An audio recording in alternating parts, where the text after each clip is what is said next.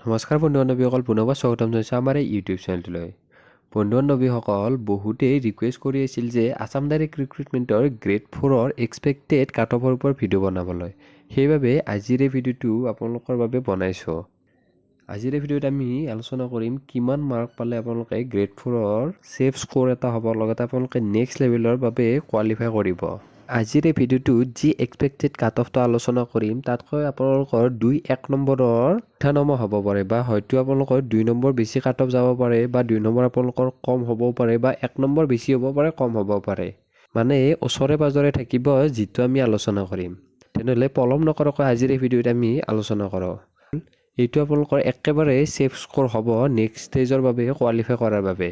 তেনেহ'লে চাই লওঁ আমি কাট অফটো। প্ৰথমে জেনেৰেলৰ বাবে আলোচনা কৰিম। জেনেৰেলৰ পেপাৰ 1 মানে ক্লাছ 10 লেভেললৈকে 84 কাট অফ যাব পাৰে, আৰু পেপাৰ 2ত 79 কাট অফ যাব পাৰে। আৰু জেনেৰেলৰ ওমেনৰ কাৰণে 73 ছেফ স্ক'ৰ হ'ব, আৰু 66 পেপাৰ 2ৰ বাবে ছেফ স্ক'ৰ হ'ব ওমেনসকলৰ বাবে। আৰু ইয়াত 2-1 নম্বৰৰ বা 3 নম্বৰ 4 নম্বৰৰ ইফাল থাকিব পাৰে, কিন্তু এইখিনিৰ ভিতৰতে স্ক'ৰ থাকিব, যিহেতু এইবাৰ আপোনালোকৰ নিগেটিভ মাৰ্কিঙো থাকিব। ইয়াৰ পিছত আমি আলোচনা কৰোঁ OBC MOBCৰ বাবে। OBC MOBCৰ বাবে পেপাৰ 1ৰ ছেফ স্ক'ৰ হ'ব 77, আৰু পেপাৰ 2 ক্লাছ 8 লেভেললৈকে হ'ব 67 এক্সপেক্টেড কাট অফ আপোনালোকৰ পেপাৰ 2ৰ বাবে।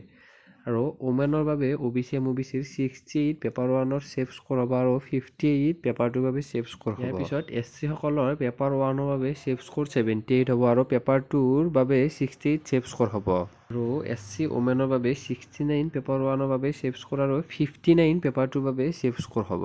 ইয়াৰ পিছত ST প্লেনৰ 76 প্ৰথমখনৰ বাবে, আৰু 65 ছেকেণ্ডখনৰ বাবে, আৰু ওমেনৰ বাবে 67 প্ৰথমখনত আৰু 57 ছেকেণ্ডখনত ছেফ স্ক'ৰ হ'ব। তাৰপিছত ST হিলছৰ বাবে 68 প্ৰথমখনত আপোনালোকৰ ছেফ স্ক'ৰ হ'ব, আৰু 32 পেপাৰ 2খনত ছেফ স্ক'ৰ হ'ব। আৰু ST হিলছৰ ওমেনৰ প্ৰথম কাট অফ যাব 61, আৰু যিসকলে পেপাৰ 2ত এক্সাম দিব সকলোৱে কোৱালিফাই কৰিব নেক্সট ষ্টেজৰ বাবে। ইয়াৰ পিছত ফিজিকেলি হেণ্ডিকেপৰ বাবে পেপাৰ 1ত 58 কাট অফ যাব, আৰু পেপাৰ 2ত 44 কাট অফ যাব। আৰু এক্স ছাৰ্ভিচমেনসকলৰ বাবে পেপাৰ 1ত 61 কাট অফ যাব পাৰে, আৰু পেপাৰ 2ত গোটেইখিনিয়ে কোৱালিফাই কৰিব নেক্সট ষ্টেজৰ বাবে। এইটো আপোনালোকৰ একেবাৰে প্লাছ পইণ্ট। এতিয়া আমি ক'ব নোৱাৰোঁ যে এইখিনি আপোনালোকৰ কাট অফ যাব, এইটো যিহেতু আমি এক্সপেক্টহে কৰিছোঁ এনেকুৱা ধৰণৰ কাট অফ যাব বুলি। ইয়াত আপোনালোকৰ 2-1 নম্বৰ বা 4-5 নম্বৰৰ ইফাল হ'ব পাৰে, কিন্তু এইখিনিৰ ভিতৰত আপোনালোকৰ কাট অফ থাকিব, সেইটো চিয়'ৰ, কিয়নো এইবাৰ আপোনালোকৰ যিহেতু নিগেটিভ মাৰ্কিং থাকিব, গতিকে এইখিনি ৰেঞ্জৰ ভিতৰতে কাট অফ থাকিব।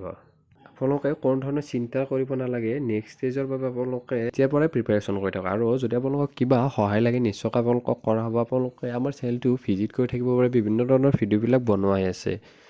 তেনেহ'লে আজিলৈ ভিডিঅ'টো ইমানখিনি আছিল। পুনৰবাৰ আপোনালোকক নতুন ভিডিঅ' এটাৰ সৈতে নতুন ইনফৰমেশ্যন লগ পাম। আজিলৈ ইমানেই, ধন্যবাদ। জয় অসম।